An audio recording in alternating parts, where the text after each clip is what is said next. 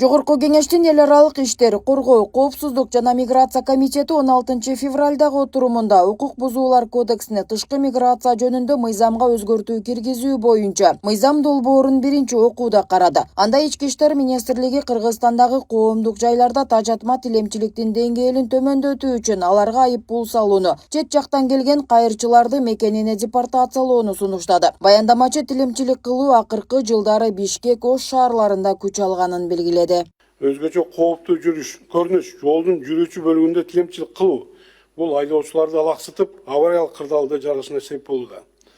Колдонуудагы мыйзамдар, анын ичинде Кыргыз Республикасынын кылмыш жаза кодекси жана Кыргыз Республикасынын укук бузуу жөнүндө кодекси бул маселени кыйыр түрдө жана жөнгө салат жана тажатма тилемчиликке каршы комплекстүү укуктук механизмди камсыз кыла албайт. Натыйжада колдонулуп жаткан чаралар жетиштүү алдын алуу таасир бербей келет. Мыйзам долбоору менен коомдук жайларда тажатма тиемчилик үчүн так жоопкерчилик киргизүү, жолдун жүрүүчү бөлүгүндө тиемчилик кылууну өзүнчө укук бузуу катары кароо, аялуу адамдарды тилемчиликке тарткандар үчүн катуу санкцияларды белгилөө жана укук бузууну кайталап жасаган чет өлкө жандарды биздин өлкөдөн чыгарып жиберүүнүн укуктук негизин бекемдөө сунушталууда. Бул чаралар муктаж жандарды жазалоого эмес, коомдук тартипти бузган жана адамдардын коопсуздугуна коркунуч жараткан аракеттерди токтотууга багытталган. Талкууда айрым депутаттар коомдук жайларда жана автоунаа жүргөн жолдордо кайырчылык кылгандар жол кыймылынын коопсуздугуна коркунуч туудураарын айтышты. Мыйзам долбоорунда сунушталып жаткан айып пулдун көлөмү, аны өндүрүү маселеси боюнча да суроолор берилди. Кош бойлуу аялдарды жана майыптыгы бар адамдардын тилемчиликке тартуу 200 эсептик көрсөткүч өлчөмүндө айып пул салууга алып келет деп жазат атасызда. Эгерде бул жарандар ошол 200 эсептик көрсөткүч өлчөмүндө айып пулду төлөй албай калышат, эгерде булар психикасы ооруган жарандар болсочу, анда аларга кандай чаралар көрүлөт? Ошо 200 эсептик көрсөткүчтү кандай өндүрөсүңөр? Буюнча 162 беренеге киргизип атабыз. Туура улган жарандарды, башка жарандарды, психикалык оорулган жарандар болсо алар деген ошонун үстүнөн караган адамдарга айып пулдар салынат. Бул жерде улгайган жарандарды, психикалык оорулардан жана булардан жапа чеккен адамдарды, ошол эмеге тилемчиликке тарткан адамдардын үстүнөн биз чара көрөбүз. Ошондой эле эл өкүлдөрү коңшу мамлекеттерден келип кайырчылык кылган жарандар көбөйүп жатканын белгилеп, аларды депортациялоо зарылдыгын белгилешти. Ички иштер министринин орун басары долбоордо мыйзамды улам бузуп тилемчилик кылган чет өлкөлүк жарандарды өлкөдөн чыгаруу сунушталып жатканын, чыгарылгандар 2 жылга чейин Кыргызстанга кайта албастыгы кошумчаланды. Жалпы мамлекетибизде кайырчылар бүт толуп кеткен да, айылдаргача. Андан чет өлкөдөн келген жарандарды сиздер кантип аныктайсыздар? Рысбек Самыч, эгерде чет өлкөдөн келген жарандарды паспорттары болсо деген, ал паспорттар менен биз замат эле аныктайбыз. Анын үстүнө биздин эгер паспорттар жоксо, биздин жарандар болсо, анда өзүнүн таануу боюнча деген биздин система аркылуу бат убактын ичинде аныктап кое алабыз.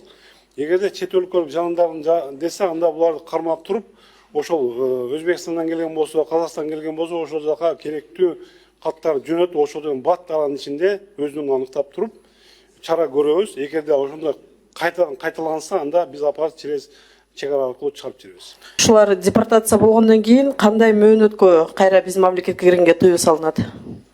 Эми азыркы ошо укук бузуулар боюнча 2 жылга чейин, кылмыш кылган жарандар боюнча 10 жылдан ашык мөөнөтүнө кайра биздин мамлекетке киргенге укугу чогуларды. Деги эле өлкө аймагындагы ири базарларда, көчөлөрдө, мечиттердин жанында, автоунаа жүргөн жолдордо жаш балдар, балалуу аялдар, улгайган адамдар жана башка кайыр сурап олтургандар көбөйүп жатканы тууралуу нааразычылыктар да жок эмес. Аны коомчулукта муктаждык десе, кээ бирлери жалкоолук же атайын кесип кылып алгандар дегендер да бар. Кайырчылык өзү болбогор, окаттал. Эме жаш нерселер иштеш керек да. Иштештин ордуна кайырчылык сурап отурган уят, болбогор окат. Колу буту бар, ден соолугу бар болсо иштеген жакшы да.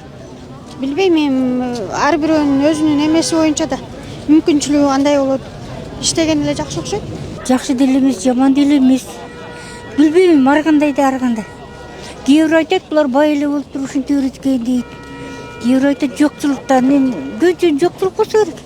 Жолго турбаганы жакшы да, техника безопасность дегенде болуп ошондо. Бул кайрчылар боюнча өз негизичи могу байке туура айтып кетти да. Техника безопасности, дорожный движение бар го, жол коопсуздугучу. Келатып мен машина айдайм да өзүмчө. Жолдо келатканда жолдун ортосунда туруп алат, даже жаш балдарды көтөрүп алат.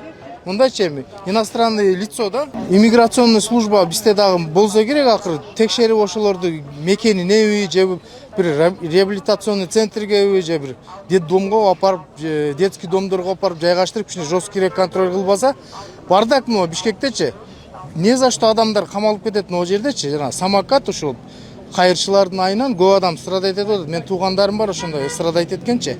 Мен булга өтө көңүл бурушун, мындайча айтканда, как граждан катары талап кылам. Аталган мыйзам долбоорун улай депутаттар жыл өткөн сайын соц тармактардагы шылуундар тарабынан жасалып жаткан кайрчылыкты да көзөмөлдөө зарылдыгы жаралганын эскертишти.